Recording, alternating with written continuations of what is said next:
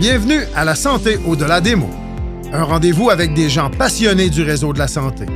Jean-Pierre Gagné, lui-même médecin, vous fera partager sa passion pour le domaine et vous fera découvrir une foule d'invités et d'acteurs clés du réseau. Voici votre animateur, le docteur Jean-Pierre Gagné. Bonne écoute.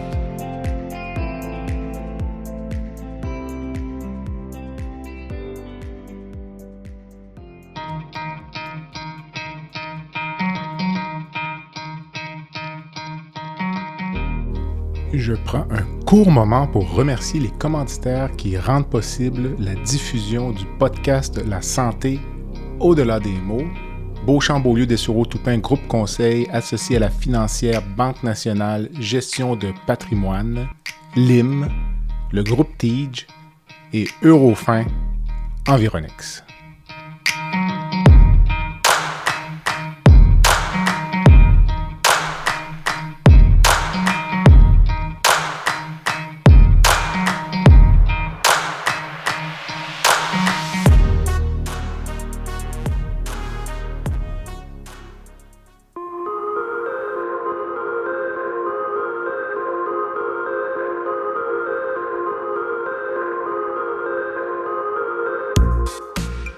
Alors que les négociations entre les médecins et le gouvernement concernant le renouvellement des ententes collectives ont occupé une grande partie de la sphère médiatique au cours des derniers mois, une autre loi visant à restreindre l'autonomie des médecins passée relativement sous silence, la loi 83, qui limite la pratique privée de la médecine et la libre circulation entre les réseaux privés et publics. Cet enjeu a donné naissance à la Fédération des médecins en pratique privée du Québec. Je reçois son président fondateur, le Dr Pascal-André Venditoli, pour discuter de la contestation judiciaire du PL 83 déposée récemment par la Fédération.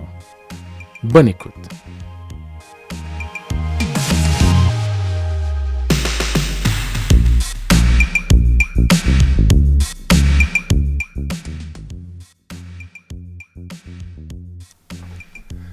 Pascal-André, bon après-midi.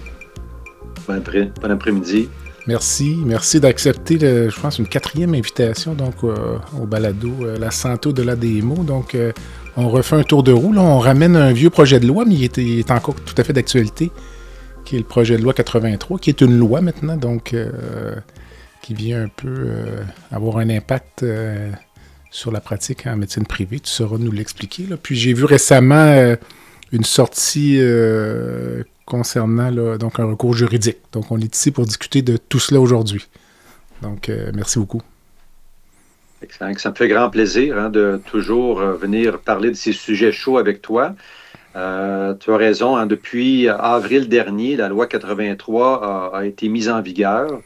Et pour rappeler à tout le monde, cette loi-là, elle vise l'objectif visé par le gouvernement qui était mentionné, c'était d'améliorer l'accès aux soins des Québécois.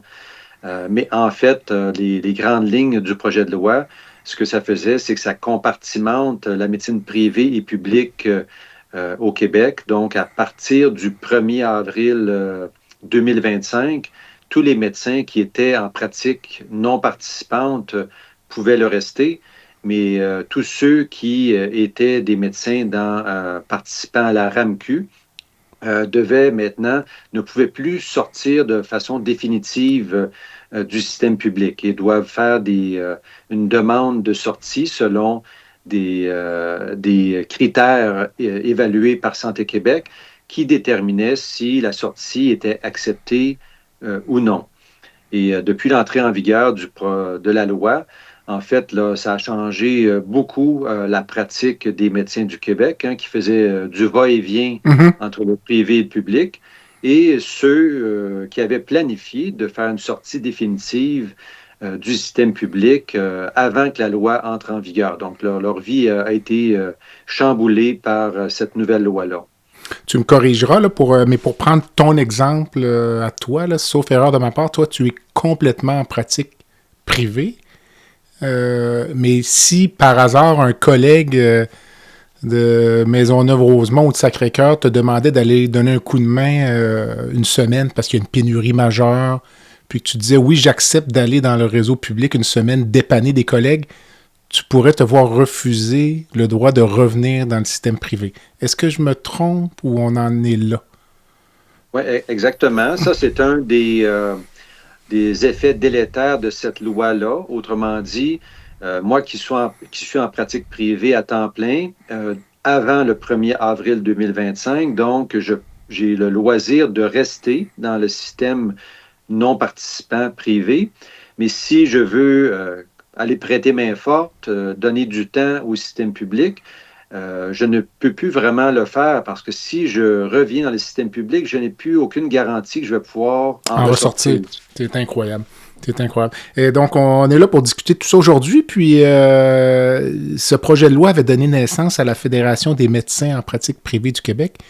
On avait eu un entretien à ce sujet-là. Peut-être si tu nous rappelais un peu le rôle de cette fédération, puis où en est ton membership, puis l'engouement. Là, je présume que l'engouement est croissant, mais tu sauras me le dire. Là. Bien, en fait, la pratique privée est en croissance dans les dernières années. Comme peut-être tu l'as remarqué, l'accès aux soins est de plus en plus difficile.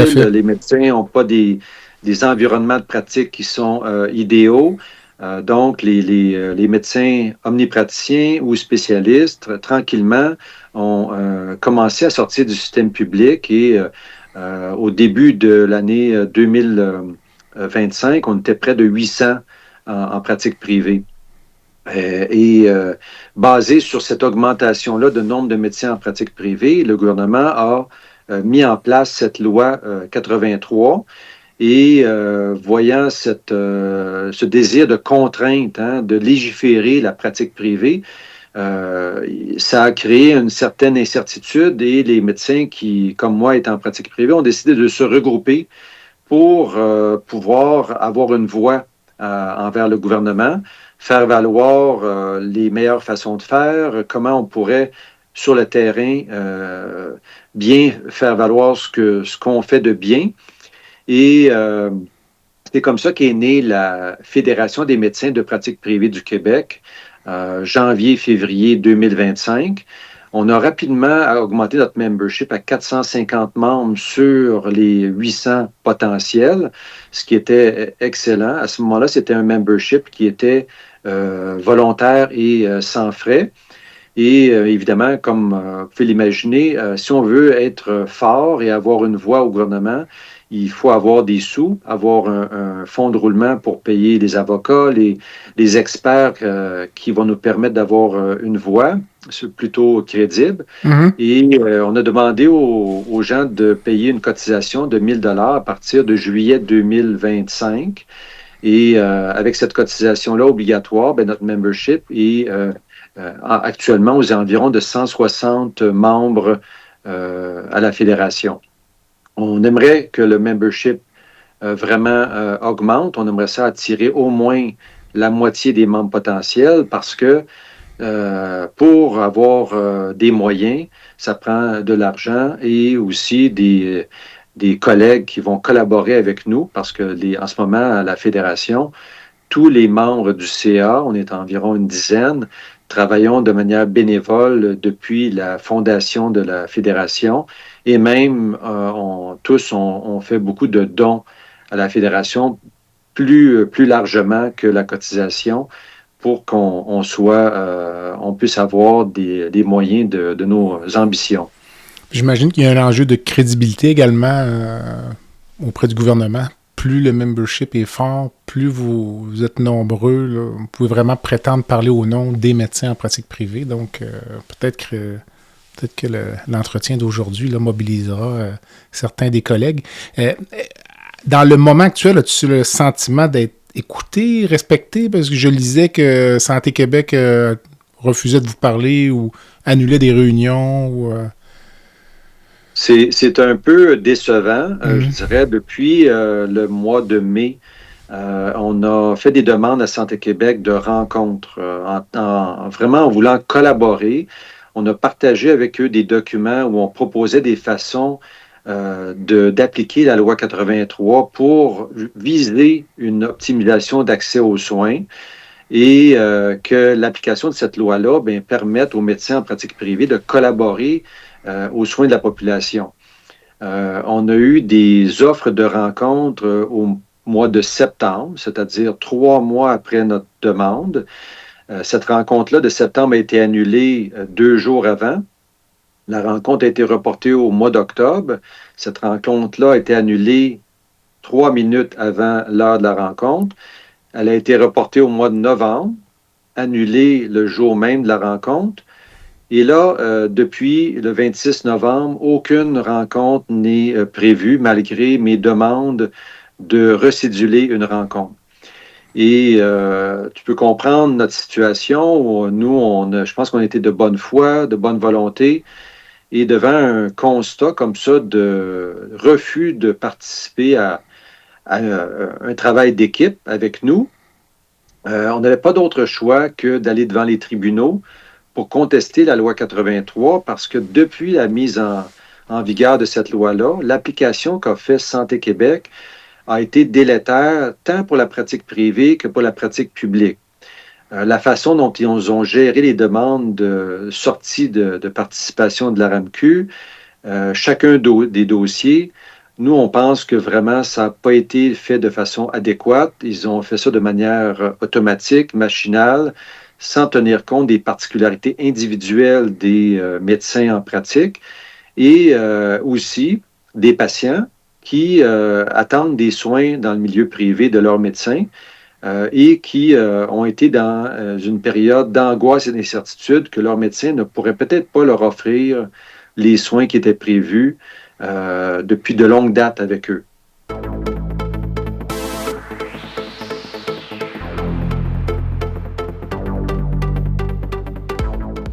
L'IMSanté est fière de lancer Emilia, la toute première application qui permet aux patients de se concentrer pleinement sur leur échange avec leurs professionnels de la santé, tout en générant automatiquement des notes claires, faciles à consulter, à traduire et à partager avec un proche ou un autre professionnel.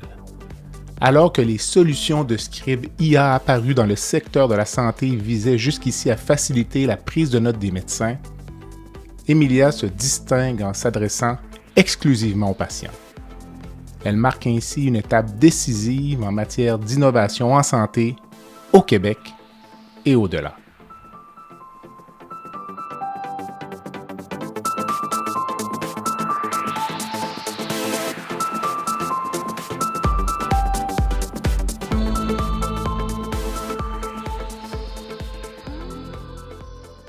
Tout à fait. Mais c'est plein de paradoxes, ça, cette histoire-là, parce que au même moment, le gouvernement veut faire appel au privé pour les patients qui sont en attente d'une chirurgie depuis plus d'1 an.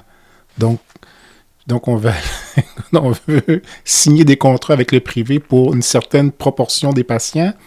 Puis là, on est en train de dire, on va limiter l'accès des médecins au réseau privé. On parle même pas de l'aspect commercial, je te dirais, pour les cliniques ou les blocs opératoires privés qui, j'imagine, il y a une certaine forme d'incertitude où on pense que tel collègue orthopédiste va venir opérer 2 semaines en septembre, puis là, le collègue dit, écoutez, j'ai pas mon permis. C'est vraiment le propriétaire de la clinique est obligé de canceller, fermer. C'est comme... C'est une situation vraiment intenable parce que ça crée de l'incertitude. Et dans l'incertitude, il n'y a pas de croissance, il n'y a pas de stabilité. Tant pour les patients, ça c'est vraiment désolant parce que quand on est malade, on n'a pas le goût de vivre ce stress-là supplémentaire. Pour les médecins, pour les entrepreneurs, c'est des situations qui ne permettent pas d'offrir un environnement qui vraiment peut permettre de donner des soins adéquats. La loi 83, si on la comprend, là, vu qu'il n'y a plus aucun médecin qui peut sortir de façon permanente, c'est d'annoncer la mort lente de la médecine privée au Québec. Parce que chaque retraite d'un médecin en pratique privée, c'est un médecin de moins. Un exemple qui, je trouve, est assez clair pour moi, au Québec, il y a environ 18 anesthésistes en pratique privée. Et chaque anesthésiste qui va quitter la pratique privée pour la retraite, ça va être 17, 16, 14, 15. On peut imaginer comment on va faire pour endormir ou geler les patients à opérer si le nombre d'anesthésistes diminue sans cesse avec les années. Fait que ça, c'est un exemple de l'effet à moyen terme de cette loi-là. Maintenant, l'effet à court terme, t'en as glissé un mot tout à l'heure, il y a un cas assez classique qui a été jugé en cours de la docteure Doyon, qui est chirurgienne générale, qui, elle, était non participante de manière continue comme moi. Chaque été, elle allait faire du remplacement en région pour aider, dans la période estivale, les gens qui voulaient prendre des vacances. Donc, elle allait travailler 4, 5, 6 semaines en région pour offrir des services. Elle faisait ça depuis des années. Quand est arrivée la période, elle s'est dit, tiens, elle dit, je vais assumer mes engagements, je vais aller remplacer. Donc, elle a décidé de revenir à l'RMQ pour les 6 semaines de remplacement. Et quand elle a voulu revenir en privé, ressortir. On lui a dit, tu ne peux pas ressortir parce que tu es maintenant un médecin participant à l'RMQ. Tous ces patients qui étaient en pratique privée, qui attendaient son retour, ses chirurgies planifiées, ils se voyaient dans l'incertitude de ne pas pouvoir se faire soigner par leur médecin. Donc, elle a engagé une poursuite judiciaire et elle a gagné devant Santé Québec, qui était désorganisée devant des arguments logiques et louables envers les patients, envers Dr. Doyon. Et donc, ils ont perdu en cours Santé Québec et ils ont autorisé Dr. Doyon à réintégrer sa pratique privée. On peut présumer qu'elle ne retournera pas dans le réseau public à l'été 2026. On peut présumer, mais pour qu'elle ne puisse continuer sa pratique non participante, tout n'est pas gagné. Sa cause, elle est valable encore pour, je pense, 6 ou 8 mois. Okay. Et elle doit retourner en cours pour avoir une prolongation. Donc, la loi 83 est vraiment difficile pour l'ensemble du réseau parce que elle empêche une mobilité simple des médecins, tant pour le médecin en privé qui veut aller donner un coup de main au public, et tant pour le médecin au public qui voudrait aller faire du privé lorsqu'il est en période d'inactivité. Actuellement, on le sait, les plateaux techniques en chirurgie, les médecins n'ont pas toujours le loisir de travailler à temps plein dans certaines spécialités. Et au lieu de se tourner les pouces, s'il allait donner des soins au privé, il pourrait travailler à temps plein.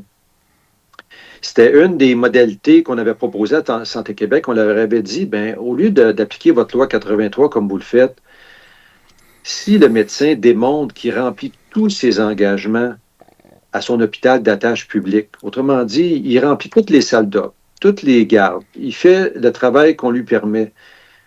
Pourriez-vous lui permettre, dans les temps où il ne peut pas travailler, de faire ce qu'il veut? Parce qu'en ce moment, ce qu'il fait, il va faire de l'expertise, il s'en va en vacances, il va jouer au golf. Mais au lieu de faire ça, s'il pouvait aller travailler en privé, il donnerait des soins de santé. Ça, c'est le genre de modalité que la FNPPQ a proposé à Santé Québec parce qu'ils ont le loisir de le faire. Dans la loi 83, ils ont une liberté d'application, mais on pense qu'ils n'ont pas du tout la connaissance du réseau assez fine et une bonne compréhension pour faire ce genre d'application-là.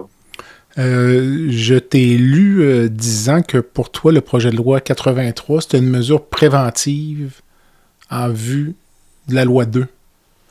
Autrement dit, que le gouvernement appréhendait des départs vers le privé, puis qu'ils avaient un peu comme mis des chiens de garde. Donc, je ne sais pas si tu pourrais un peu élaborer là-dessus.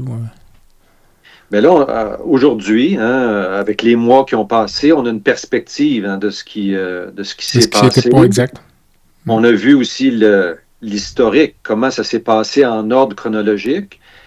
On comprend très bien c'était quoi leur objectif, parce que la loi 83, elle n'a pas vraiment de visée à améliorer l'accès aux soins. Le ministre Dubé savait très bien qu'il s'en venait avec sa loi 2 et que cette loi-là allait être vue comme inadmissible par le corps médical, que cette loi 2-là aurait des effets très négatifs sur les médecins et que beaucoup voudraient quitter le réseau public étant devant cette loi-là, qui aujourd'hui, on sait, était pas du tout admissible. Hein. Donc là, on peut penser que stratégiquement, il aurait mis en place la loi 83 de manière à compartimenter les médecins dans le réseau public et ainsi dire, ben voici, maintenant on a la liberté de proposer la loi 2 parce qu'il n'y a plus de danger. On n'aura pas une exode de médecins du public vers le privé devant cette loi 2 qui, comme on l'a vu, a causé beaucoup d'émoi. Okay. Tu me corrigeras, mais vous, là, dans le moment, vous êtes devant les tribunaux pour faire suspendre 2 des articles de la loi. Là. On a fait allusion au premier article là, qui limite un peu cette migration ou ce transfert du réseau public vers le réseau privé et vice-versa. Et vous voulez également faire suspendre l'autre article qui impose 5 ans de pratique dans le réseau public. C'est bien ça? Donc, c'est une stratégie peut-être plutôt que de demander la suspension de la loi au complet. C'est quoi votre stratégie, disons? Ou c'est peut-être confidentiel, là, je ne sais pas. Non, en fait, quand on examine la loi et ses effets, souvent comme médecin, je parle à des collègues, des gens qui voient ça, ils sont offusqués, puis ils se disent, ben j'ai mon droit de pratique, mon autonomie, je suis un entrepreneur, pourquoi on veut m'empêcher de faire des choses? Mais quand on examine les lois en vigueur au Canada, au Québec, ces droits-là ne sont pas nécessairement supportés par une législation sur laquelle on peut se défendre. Donc, il faut prendre la loi actuelle et voir comment la loi 83, elle, contrevient à ce qui existe déjà, comme la Charte des droits et libertés, etc.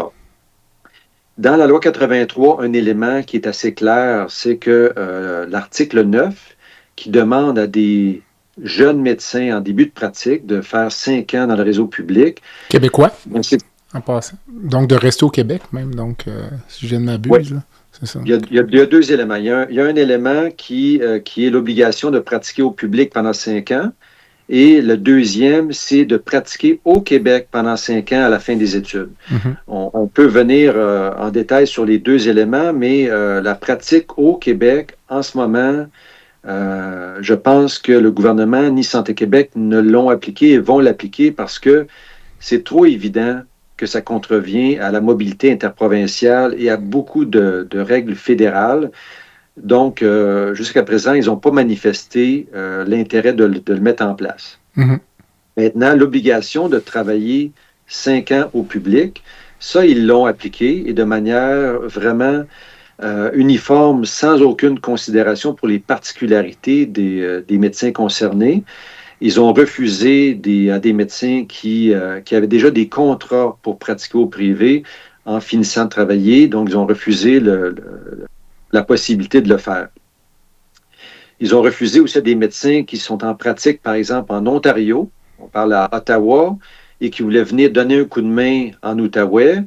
Et vu que ces médecins-là, ontariens, formés en Ontario, n'ont jamais pratiqué au Québec, ils ont appliqué le 5 ans pour ces médecins-là qui pourraient venir prêter main forte au Québec. Donc, vous voyez comment ils ont appliqué cette règle-là. Ce n'est pas nécessairement pour les finissants, ça a été pour tous les médecins at large. Maintenant, pour contester cette règle-là en cours, la Charte des droits et libertés canadienne et du Québec empêche la discrimination envers l'âge. Et nous, on pense que c'est un motif pour demander un sursis de cet article-là en cours. Un sursis veut dire qu'on demande à la Cour d'examiner notre demande de manière assez urgente et de suspendre la loi basée sur cet élément-là qui est, on pense, très solide. Maintenant, l'article 3, qui est plus les critères d'évaluation pour accepter une sortie, évidemment, on a vu depuis le 1er avril comment Santé Québec les applique. Encore là, ils ont appliqué une méthode sans discernement, sans considération des statuts individuels des médecins concernés. Il y a des gens qui ont des handicaps, qui ont des maladies psychiatriques, qui ont des situations familiales qui les empêchent de prendre un poste dans un hôpital public à temps plein. Et ils ont appliqué l'article 3 sans considérer ces éléments-là. Donc, nous, on dit que là-dessus, il faut débattre en cours, mais on ne peut pas demander le sursis. C'est pas assez, ça contrevient pas assez à la Charte des droits et libertés pour qu'un juge se prononce rapidement. Il va falloir en débattre sur le fond. Et ça, souvent, ça peut prendre 2 ans, 3 ans avant d'être entendu. OK, il y a comme 2 processus parallèles, finalement. Exactement. Est-ce que c'est la fédération qui est la partie qui est en demande, si on veut, ou ce sont des membres de la fédération qui, à titre personnel, disons, font la démarche, là, je pense, notamment si c'est en regard de la charte. Donc, c'est quoi le processus? En fait, pour faire une demande, n'importe quel citoyen peut faire une demande contre le Santé Québec pour cette loi-là. Nous, on a décidé de le faire, la FMPPQ, parce que, étant un regroupement de personnes, on a beaucoup plus de chances de mener à terme cette mission-là. Parce que quand c'est des individus, en cours de route, on sait que se battre contre le gouvernement, c'est un peu comme se battre contre Goliath. Mm-hmm. Et l'individu peut se désister en cours de route avec, par exemple, une entente individuelle. Donc, le Goliath va acheter la paix et va laisser faire en sorte que la cause va tomber. Si c'est la FMPPQ ou la FMSQ, FMOQ qui porte la cause, c'est très difficile de faire une entente à l'amiable avec une fédération ou une association de membres. Donc, c'est la FMPPQ qui est vraiment le leader porte-parole de cette demande-là. Maintenant, ça nous prend, pour aller en cours, des témoignages, des gens qui vont venir présenter leur situation pour démontrer aux juges les incohérences qu'on veut soulever de cette loi-là. Et ça, c'est très important. Si présentement, on a eu beaucoup de difficultés à recruter des témoins parce que les gens ont peur. Ils ont des situations personnelles particulières, des maladies, des handicaps, et ils se disent, ben écoute, si je vais témoigner, je vais être sur la sellette. Mon nom va être présenté, mon histoire connue de tous. Ça dérange. Puis on peut comprendre la préférence de certains membres de vouloir garder ça personnel. Mais si des gens nous entendent et veulent participer à ça, ils se sont sentis lésés dans le processus, on a besoin de témoignages encore. D'accord. Avez-vous d'ailleurs des discussions avec les fédérations là, de médecins omnipraticiens ou spécialistes? Parce qu'il y aurait peut-être un argumentaire pour dire que ça nuit à l'accès dans le réseau public aussi, même si les fédérations ne vont pas nécessairement défendre les droits des médecins en pratique privée, ils vont défendre la médecine publique. Donc, Bien, on a eu une excellente collaboration de la FMSQ dans ce dossier-là parce que ils ont défendu eux-mêmes beaucoup de leurs membres qui voulaient sortir de façon temporaire du système public. J'ai été agréablement surpris de l'intensité et de l'énergie qu'ils ont mis en supportant les lettres, en aidant leurs membres à faire les démarches avec Santé Québec. Donc, je pense qu'on a une belle collaboration et il faut que ça continue. Je pense que au final, ça va être bénéfique pour les deux réseaux. Dis-moi, Pascal André, il y a souvent, on entend souvent des gens, disons, qui sont contre la médecine privée, dire que les médecins ont une dette envers la société québécoise. Tu t'es certainement fait poser cette question-là, donc les études sont payées par la population, on devrait rester dans le réseau public. Qu'est-ce que tu réponds, disons, à cet argumentaire-là? Moi, j'ai ma réponse, mais je veux t'entendre. Ouais. Ben, en fait, je pense que tu me connais bien. Je suis quelqu'un qui aime l'intégrité, qui aime l'équité. Ça a été tout le temps dans ma carrière, j'ai valorisé ça. Si cette règle-là de dette s'appliquait à toutes les professions, hein, qu'on soit dentiste, optométriste, physiothérapeute, infirmière, avocat, qui ont fait des études universitaires, je serais prêt à en discuter et à dire, ben, regarde, si c'est une règle qui s'applique à tout le monde, ben, OK, c'est un choix de société de prendre cette mesure-là. Maintenant, de cibler une seule profession et d'en faire un cheval de bataille politique pour le gouvernement et de gagner du crédit politique, ça, je trouve que c'est inadéquat. Je ne pense pas que c'est la bonne façon de faire. Comme tu le sais, quand on est professionnel, après les études universitaires, on travaille comme médecin résident, sous-payé par rapport à la contribution qui est faite dans les hôpitaux. Donc, les gens commencent déjà à rembourser, si on veut, la dette envers leurs études. Durant toute leur carrière, on paye des impôts. Donc, la façon de voir cette contribution-là à la société, je pense que elle est multiple. Et les impôts, de donner des soins, les médecins contribuent de manière assez importante à payer leurs études. Mais je reviens toujours au fait que il faudrait que si on veut appliquer une mesure comme ça, que ça soit à toutes les personnes qui ont bénéficié du réseau scolaire universitaire et non pas seulement à nous autres. Le podcast La santé au-delà des mots est une présentation du groupe conseil Beauchamp, Beaulieu, Dessureau, Toupin de la financière Banque nationale Gestion de patrimoine. Comme nous croyons que la santé financière fait partie de la santé globale, nous sommes heureux de nous joindre au Dr Jean-Pierre Gagné pour vous souhaiter une bonne saison de La santé au-delà des mots.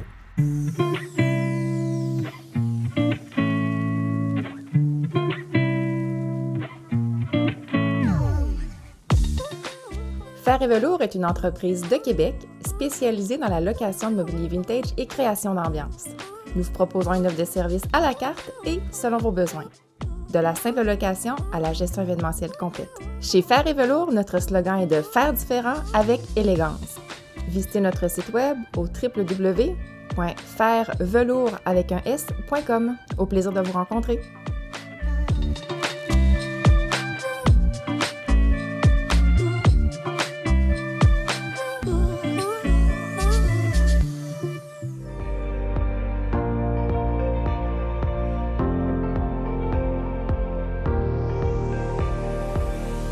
Vous avez des commentaires ou un sujet à nous proposer ou même faire partie de nos invités, visitez le site web de notre balado à www.baladosanté.ca ou sur notre page Facebook de la santé au-delà des mots.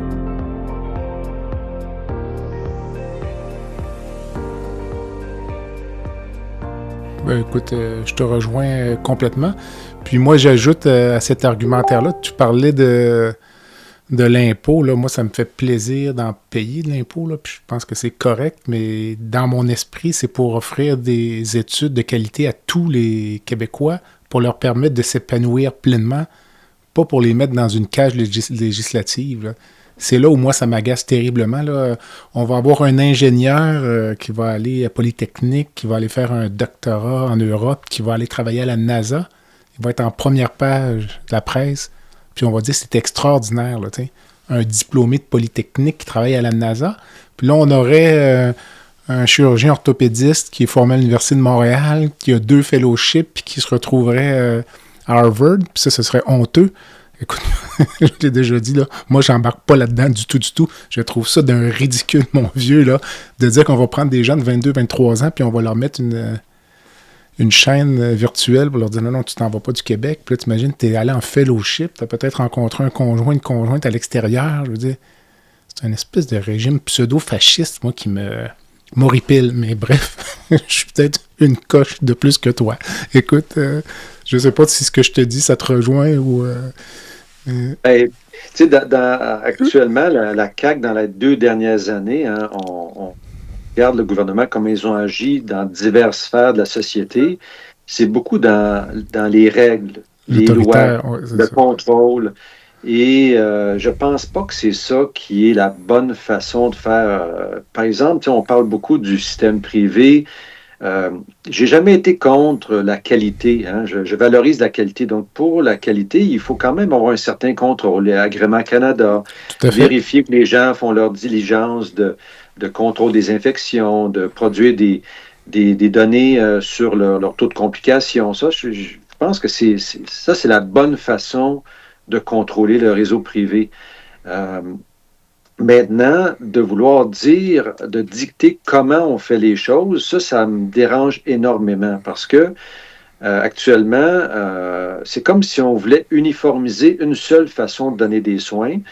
Si on dit par exemple, un élément qui s'en vient, hein, le gouvernement de la CAQ avait mentionné qu'ils étaient pratiquement prêts à déposer un règlement pour contrôler les tarifs au privé. C'est-à-dire qu'ils voudraient, eux, niveler en disant, pour faire une chirurgie du canal carpien, ben, le tarif maximal qui peut être chargé pour une clinique, incluant tous les frais, là, infirmières, médicaments, de chirurgien, etc.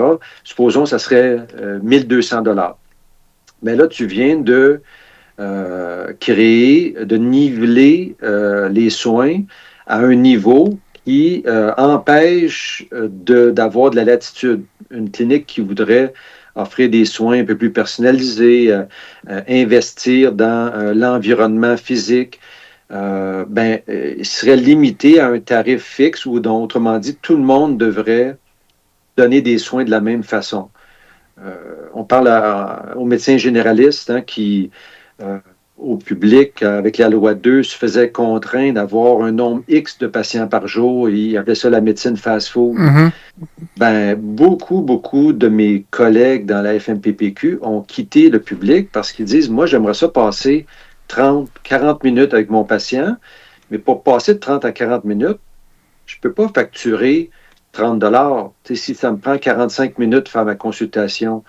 Donc, limiter un tarif par visite, ça obligerait les médecins en pratique privée à faire une pratique de type RAMQ, dictée par le gouvernement, alors que les patients qui vont au privé, ils choisissent d'aller au privé pour avoir une médecine différente. Donc, il faut voir les deux côtés de la médaille, celui qui recherche un soin différent, le médecin qui veut avoir une pratique aussi un petit peu alternative, et le gouvernement qui est entre tout ça, puis qui, lui, veut faire un one size fits all pour toute la médecine du Québec. Tout à fait. Ça, c'est des enjeux très importants pour moi, là. Mais toi, disons, là, comme médecin qui a vraiment une expérience des deux réseaux, là, puis qui a quitté pour les raisons que tu m'avais expliquées dans le passé, là, quelle solution proposerais-tu là, dans le moment, disons, là, outre le fait de mettre de côté le projet de loi 83, là, c'est assez clair, mais pour un peu venir renforcer le réseau public là, qui est en train de suffoquer, disons, là, c'est... Il faut comprendre une chose, c'est que le gouvernement gère l'accès par le budget. Autrement dit, ou vice-versa, ils sont pris avec un budget fermé et ils vont dire, comment fait-on pour contrôler les coûts, des coûts de la santé qui sont énormes? On va limiter le nombre de remplacements de la hanche au Québec. On va limiter le nombre de consultations en psychologie. On va limiter les visites, par exemple, pour la fertilisation. Donc, ils vont réduire le panier de soins, ils vont limiter l'accès au plateau technique, ils vont limiter le nombre d'entrées en médecine, parce qu'un docteur, c'est un poste de dépense de plus. Ils vont contrôler le nombre d'infirmières. Donc, ils contrôlent leurs coûts par ceux qui donnent des soins et par le nombre de soins qu'ils peuvent donner. Et ça, pour moi, c'est de limiter la liberté des patients à recevoir les soins qu'ils aimeraient recevoir et dans un délai raisonnable. Si on regarde ce qui se fait actuellement au Québec, là, quelqu'un qui a des problèmes de pied, essayer de trouver un orthopédiste qui soigne des pieds ou un médecin de famille, ce que les gens font, ils vont voir un podiatre. Un podiatre, c'est quelqu'un qui a une formation souvent universitaire américaine, qui pratique en parallèle du réseau de la santé, qui fait des chirurgies du pied et qui le fait complètement en dehors du réseau. Donc, pourquoi ces soins-là médicaux ne sont pas offerts par le réseau public? Ça, c'est une décision de restreindre le panier de soins. Mais le patient doit payer pour ça. Et ça, les gens ne s'en rendent pas compte. Donc, moi, ma solution, c'est de libéraliser l'accès aux soins, de ne pas contraindre, de laisser les patients libres de choisir par qui ils veulent se faire soigner, quand ils veulent se faire soigner et où ils veulent se faire soigner. Mais pour ce faire, il faut arrêter de limiter les entrées à l'université. Il faut arrêter d'empêcher les médecins des autres provinces et des autres pays de pouvoir pratiquer au Québec. Il faut que la main-d'œuvre soit là. Il faut que les infirmières soient disponibles. Là, on se retrouve dans un cul-de-sac actuellement parce qu'ils ont eu une mauvaise stratégie dans les dernières 20 ans d'empêcher, de contraindre les coûts par la main-d'œuvre qui était limitée. Ben, en fait, je pense quand même que ce système-là, il gardait un certain contrôle dans le passé parce que les ressources humaines étaient là. Donc, on avait quand même, je pense, du personnel, mais on pouvait quand même jouer avec le robinet. Là. On le ferme l'été pendant 8 semaines. On ferme le robinet à la semaine de relâche. On ferme le robinet à Noël. De temps en temps, on va fermer une journée de plus tôt à Noël. On va ouvrir une journée plus tard. Mais là, maintenant, il y a moins d'eau dans le réservoir. Là. Il n'y a pas de ressources humaines. Puis là, je pense que c'est là que ça les a... Je ne sais pas ma vision. Là, c'est là que ça les a rattrapés. Ou même si on voulait ouvrir le robinet, il n'y a plus d'eau. Là. Je ne sais pas si tu comprends l'image que je te propose. Puis, c'est là où on se retrouve complètement coincé. Là, je veux dire, puis, écoute, tu dois avoir les statistiques en tête, mais en orthopédie, disons, là, avec le besoin de la population, quand on pense que certains chirurgiens au Québec, tu me corrigeras, opèrent moins d'une fois par semaine. Est-ce que je me trompe quand je dis ça, des chirurgiens orthopédistes dans le réseau public? Exactement. On dit ça, monsieur, madame, tout le monde. Là, moi, quelqu'un dit, moi, je suis chirurgien, j'opère 2 à 3 jours par mois. Les gens sont quoi? T'es chirurgien, t'opères 3 jours par mois, tu sais. Qu'est-ce que tu fais le reste du temps? C'est ce que tu disais tout à l'heure, là. Ben, tu sais, je fais un peu de clinique, je fais de l'expertise, je m'occupe. Mais Jean-Pierre, tu sais, cette réalité-là, non, elle existe depuis 25 ans. Quand j'étais résident en formation à Québec, mes patrons allaient jouer au golf 3 jours par semaine. J'étais un peu désabusé comme étudiant de voir ça, me dire que c'était ça la réalité de la pratique au Québec. Quand je suis allé en fellowship à l'extérieur, j'ai vu que, attends un petit peu, en Europe, en Australie, aux États-Unis, on utilisait la main-d'œuvre de manière beaucoup plus efficace. Le chirurgien, on le faisait opérer le plus qu'il était capable. Autrement dit, c'est lui qui disait un jour, je suis fatigué, on prend une pause. Donnez-moi une petite pause, là. Alors qu'ici, ça a été complètement l'inverse. Et ça a été mis en lumière avec la partie du COVID, l'augmentation de la demande, la population vieillissante, les besoins dans certains domaines ne cessent de croître. Et là, le gouvernement ne peut pas répondre, comme tu l'as si bien dit, parce qu'il y a des gens qui sont partis du réseau, surtout en domaine infirmier, inhalothérapeute, et là, on n'a plus les moyens de se rattraper. Donc, peut-être en guise de conclusion, gardes-tu un peu d'optimisme pour le futur? On a à peu près le même âge, donc on a probablement un échéancier qui est comparable, disons. Ça va être comment, nous, quand on va être en fin de carrière ou quand on va avoir besoin d'une prothèse de hanche ou de genou? Ben, moi, je suis très optimiste parce que là, j'ai vécu le côté de la pratique privée depuis ça fait 5 ans maintenant que je suis en pratique à temps plein au privé. Je l'ai fait de manière temporaire pendant des années. Je pense que la mixité des soins va arriver, une mixité qui est favorable. Pourquoi je suis optimiste? Parce que je pense que les gouvernements n'auront pas le choix. Partout ailleurs dans le monde, c'est arrivé. Il y a des gens chez qui c'est arrivé plus tôt. Ici, présentement, les gens tardent parce qu'ils s'accrochent au principe de l'universalité des soins, qui était un principe louable et que je pense qu'il faut défendre jusqu'à un certain point. Là, maintenant, c'est le temps de lâcher un petit peu le morceau et de trouver une solution qui serait alternative. On ne veut pas se retrouver comme aux États-Unis dans un système purement privé où il y a des effets vraiment néfastes pour la santé globale de la population et les coûts. On veut quelque chose d'intermédiaire. Comme certains pays d'Europe du Nord, l'Australie, ont réussi à bien faire. Et pour faire ça, il faut discuter, il faut collaborer, il faut qu'il y ait vraiment une ouverture d'esprit. Et en ce moment, c'est vraiment de lâcher-prise qu'il faut que la société accepte. C'est une belle façon de conclure. Donc, Pascal André, tu es président de la Fédération des médecins en pratique privée du Québec et vous êtes actuellement devant les tribunaux pour faire invalider certains articles de la loi 83. Donc, je vais te souhaiter la meilleure des chances. Je vais te souhaiter un recrutement de nouveaux membres, peut-être les gens qui nous écoutent ce soir. Puis, au plaisir peut-être d'une prochaine rencontre. Merci Jean-Pierre. Merci. Voilà ce qui complète le balado de cette semaine. Merci d'avoir été à l'écoute et le Dr Jean-Pierre Gagné vous donne rendez-vous la semaine prochaine pour un autre épisode, La santé au-delà des mots.